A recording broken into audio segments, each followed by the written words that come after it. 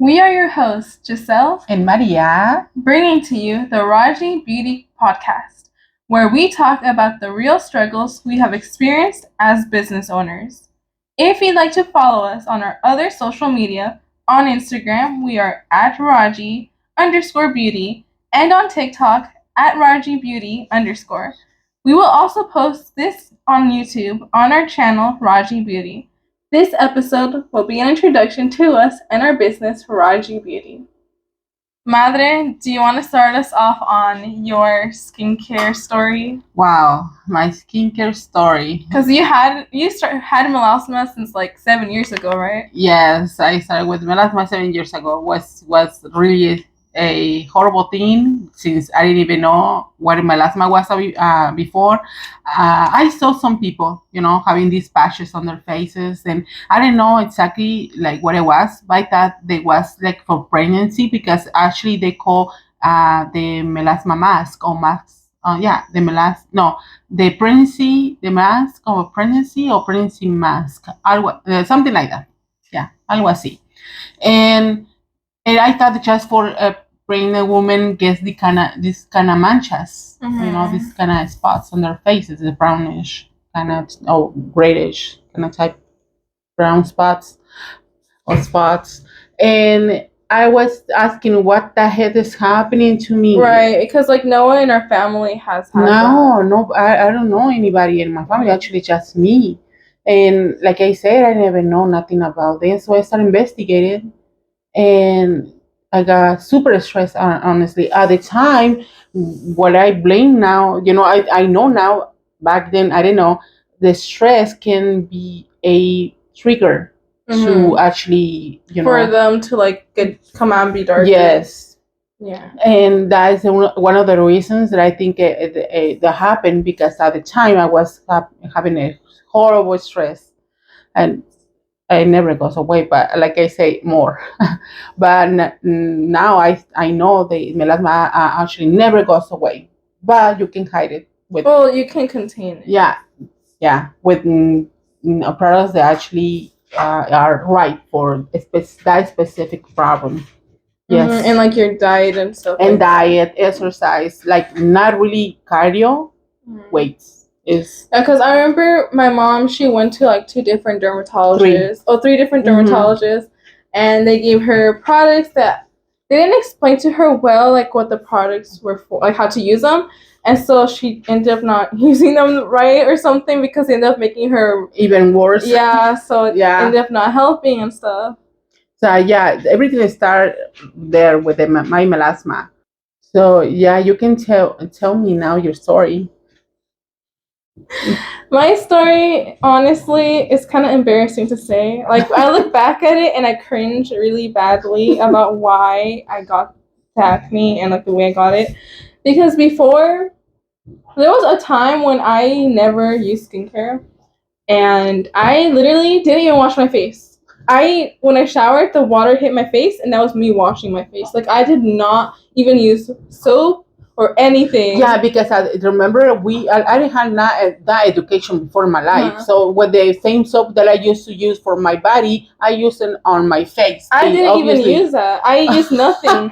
That's why my face, it always looked kind of greasy, but I didn't care.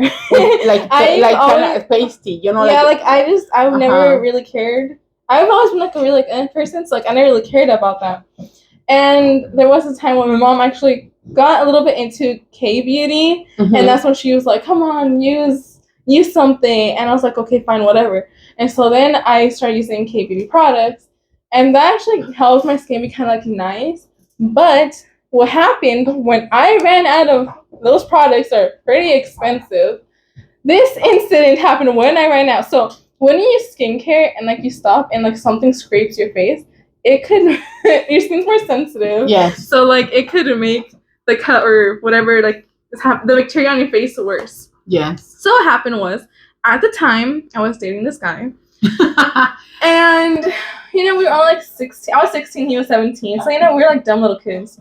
And so he, out of nowhere, he used to always like shave his face, but out of nowhere he decided to like start growing out his beard, which I don't know why he decided to do that because I didn't look good on him, but whatever. So he decided to start growing out his beard. And when he decided to start doing that is when he had this amazing idea to like from his cheek on my cheek. Okay? I had run out of my skincare. And he decided to put his bacteria into my skin. It's really sensitive at the time. Really sensitive skin, yeah. Like his stubble cut into my skin, and then the bacteria. Okay, he always complained about showering, so he did not have a clean face. Okay, his face was not clean for sure, and so he had stubble, not a clean face, rubbing his cheek onto my cheek, cutting my skin, and putting his bacteria into this cut. Obviously, my face was gonna get infected, and that's exactly what happened. I started getting really, really, really bad acne. Yeah. And then we broke not long after that. So his purpose in my life was giving me acne. That's what I am. I am certain his purpose in my life was to give acne because that's what happened when he left. So I just got reminded of him every single time I had acne because like he was the cause of it. But like I started to use the products, that are like known for acne and stuff. But my skin was so sensitive. Yeah, I remember you got super red. Yeah, like I was allergic to the products, and so they made my face not just red from the acne, but just red also from the allergic reaction. Yes. And so yeah, but in the end, when I look back at it, at that time was a traumatizing experience. My 16-year-old self was traumatized by that.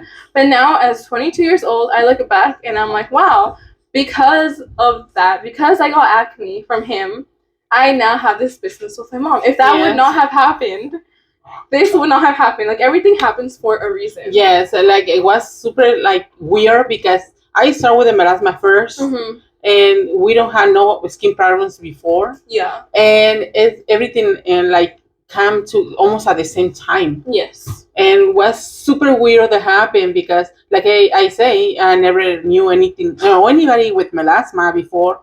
Or maybe I saw somebody, but not really like a person close to me. It's not the same that you see somebody walking by and than like someone that you personally know. Exactly.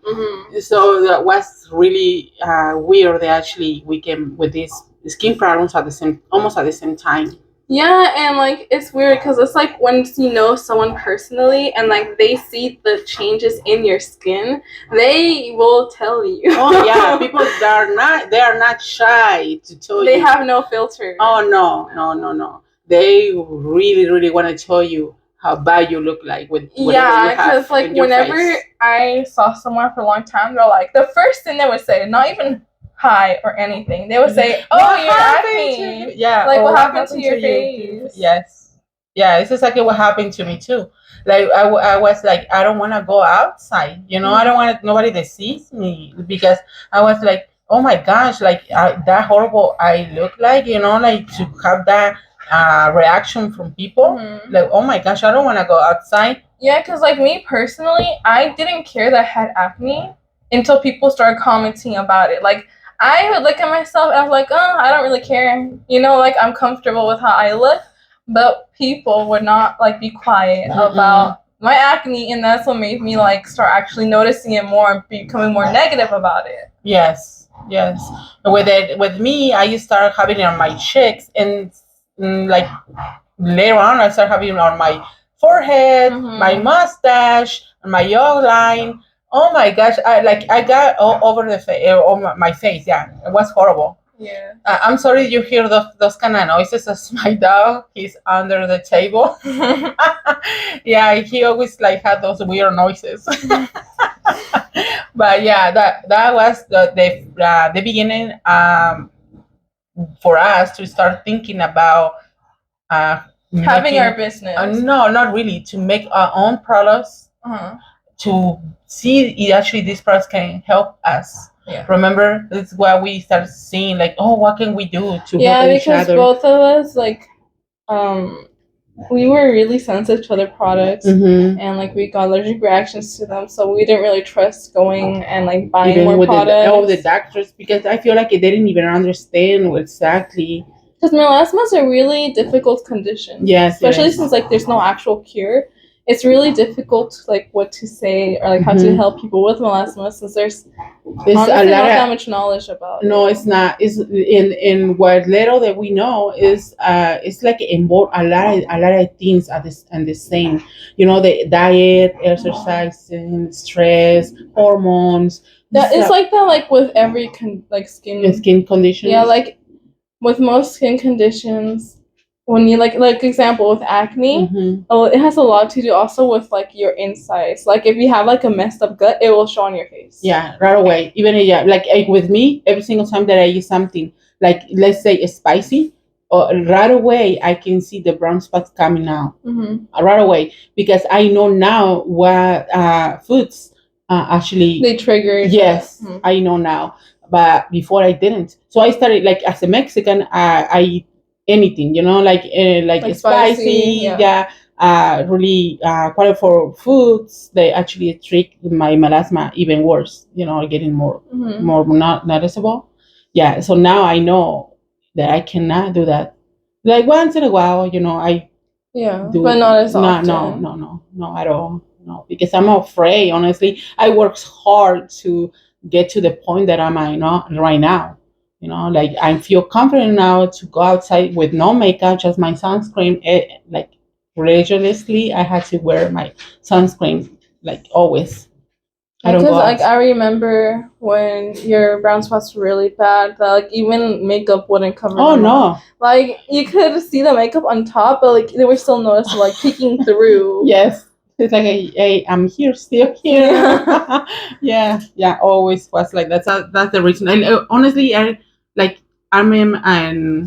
like 46 years old, so I never was like educated about, like I say, skincare or makeup. I never was like, oh, I had to use this primer or things that girls now they use a lot of things. So before it was just powder and mascara and liner, a little bit on lipstick, and that's it. You was ready. Now it's so many things that I don't know how to use, like honestly. So it's kind of difficult. But yeah, with like I don't know, with acne, melasma is different in a way, but it's still there. You know, like it's maybe you can say, oh, but I still feel the same struggles. Yeah, it is.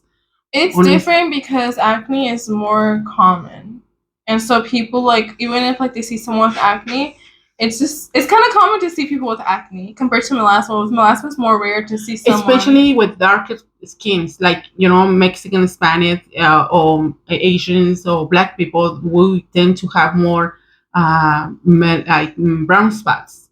Yeah, because we are like more pigmented. Yes. That's like something that I didn't know before. I thought that everybody has these things, like it could happen to anybody. But it's weird because now I can see more studies that says that actually even white people start getting these brown spots, especially if they have like some kind of background, the Hispanics or African American relatives, like the skin or whatever. How I say. Relative? Yes. Yeah, that is another thing they can trick to people even if they're completely white. Yeah, but still can have this condition too. So it's kind of weird, I don't know. Like I feel like it's a lot to learn about this. Like we don't know still, and even doctors they don't know how to advise people how to treat this. They say, oh, you can do it this way, but not really works for everybody. It's another thing. Everyone's skin is different. Yes. So like even with skincare products, something that works for someone might not work for someone else. But like there's always ongoing studies. Like I remember when for a while they were saying that toothpaste can help kill acne, and I tried that. I remember. And it did not help. I used lemon on my face. It got me worse. Yeah. So this is something that we should be super careful. Super careful. Yeah. So it's kind of like we should not go what everybody says. We should go. You should always investigate before putting something on your face. Yes. Because your skin is sensitive. You shouldn't just put whatever on your face. You should always investigate before trying something new. Yeah, even as a doctor, like always, like with lasers, it's another thing. They before they used to recommend lasers for treat melasma. At first, it kind of looked like it will help. Yeah, because they take all the first layer of your skin. They start peeling off. All it looks the under like skin under looks so beautiful, like a baby spot. But and then 3 months later, 2 months later is when the brown spots start coming out even worse than before. But I think it's also because the laser makes your skin more sensitive, and people think that just because they got laser, that's it. That's the end to their problems. But so they don't really take care of their skin as much as they should. Like they don't really take the precautions that yeah, because laser is like it actually burn you, like it burn your face, and so it makes your so skin more the sensitive. the heat tricks melasma too. Some people even I saw in some videos that people says that they never had this problem before. They start having it after the laser treatment. So yeah, because it makes your skin more sensitive. Yeah, so you should always be careful. Yeah, like I don't know, like that's the reason that we start doing this business now. We have this business like actually Almost 2 years. almost 2 years, yeah. And now that I have more knowledge about how to treat my melasma, is like I'm getting like now that I have like how I say this, like how to know my skin more, like I can feel like I have more control now than before. A lot of people think that like skincare journey is really easy, but it's not. It's kind of like getting to know yourself personally, because like like we said, everyone's skin is different, so what can work for you will not work for someone else. So it's always like a trial and error type of thing. You have to constantly be trying something to see what will work for your skin the best. Yeah, it's something that I take really seriously, honestly, because I feel like we don't actually get the time to know ourselves, our skin. We're never going to have this success, at least to minimize the problem. Because, like I say, like we was mentioning before, like the foods that we eat it has to do a lot with these problems too. If we don't realize this, like how food can affect our skins. And and honestly, like me, it was really hard, really hard to give up pan dulce. Oh my gosh, I love pan dulce. It's something that I grew up doing it, eating at first thing in the morning, my cafecito with my pan dulce before the anything else. That was like my breakfast. So I didn't know before there was something really bad to do for myself, for me at least. And yeah, sugar in general. yeah, because it ended up affecting my liver. So it's something that I had to mention too, because when the liver is inflamed, it's bad, it's not healthy. It reflects in the skin, your hair, your eyes, like another, problems that you can have in your body. You don't know.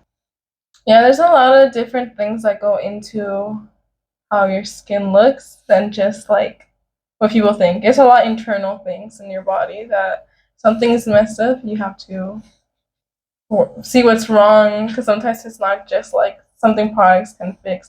Sometimes it's something internal, and it can like show that there's something wrong. Right now, we're just introducing, like I said, ourselves, and you love to follow us. Or I don't know how to say this in our podcast, but that you happen to see this on YouTube or in our podcast, we be super happy that you decide to follow, and maybe you can share this to somebody else that will need it, because we don't want to have a lot of information, not just about our skins or how we treat our skins, but our business too, and the struggle of our business when we start, because honestly that's not as easy as what people think. We see this on social media, and, oh, you can start this business, and it's so easy to just do this and you do that, but let me tell you, it's not as easy as what everybody says. With will say the real thing, at least for us. Later on, we'll go more into depth on our struggles with our business, not just with our business, but also like, you know, ourselves, because that a lot of stuff has happened. And yeah, we hope you stay tuned. Bye.